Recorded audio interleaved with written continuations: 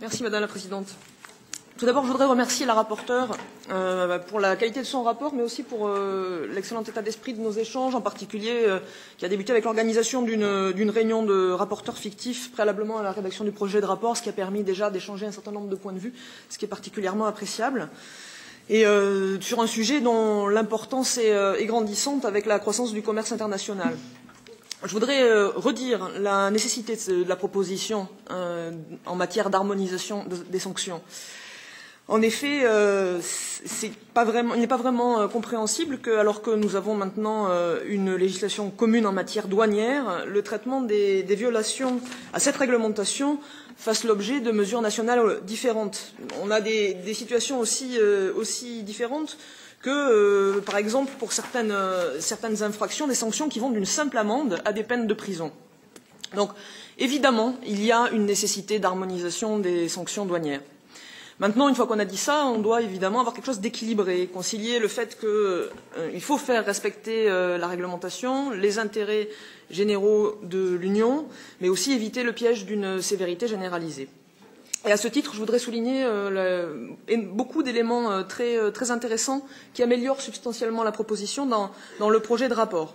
Tout d'abord, le changement de base juridique avec l'ajout de l'article 114 du TFUE. Ensuite, l'introduction de définitions. Sur la négligence, par exemple, sur le caractère intentionnel, on va peut-être devoir regarder le détail de la rédaction, mais déjà le fait d'introduire ces définitions est un élément de sécurité juridique pour les opérateurs économiques.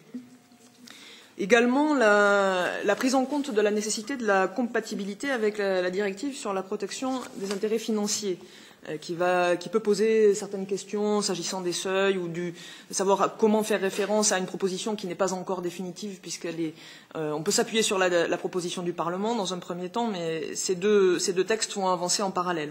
Néanmoins, la compatibilité est quelque chose d'essentiel que nous soutenons.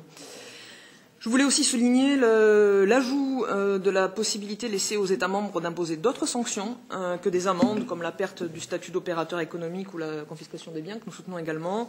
Et puis l'introduction des possibilités de procédures de règlement amiable qui doivent être maintenues et renforcées. Bon, évidemment, il y a d'autres aspects qui posent plus de questions, qui sont, à mon sens, un peu plus discutables. Alors, la rapporteure propose une classification des infractions complètement différente. Alors, c'est une approche intéressante, mais je pense qu'il doit être examiné dans le détail pour voir exactement quelles sont les conséquences que ça emporte. Pourquoi pas, c'est une approche qu'on peut regarder, mais qui nécessite un examen plus approfondi. Par contre, l'exclusion de la responsabilité objective, la strict liability, pose de sérieux problèmes et ne peut pas, à mon sens, rester sur cette position-là.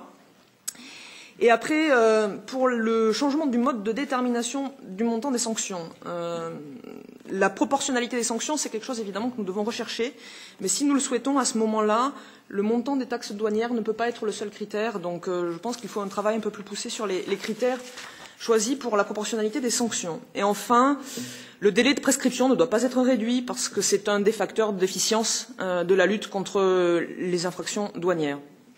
Et un certain nombre de sujets ne sont pas abordés dans le rapport et pourraient peut-être faire l'objet d'amendements. La possibilité d'introduire des éléments d'harmonisation sur ce qui constitue la preuve des infractions et également les modalités de détermination de la personne responsable. Ça change selon les États membres et il faudrait que la personne poursuivie puisse être la même selon les États membres qui interviennent. Voilà pour l'ensemble de nos remarques. Nous aurons l'occasion d'en discuter, j'en suis sûre, dans de futures réunions, mais encore une fois, je voulais remercier la rapporteure pour la qualité de son rapport et de nos échanges.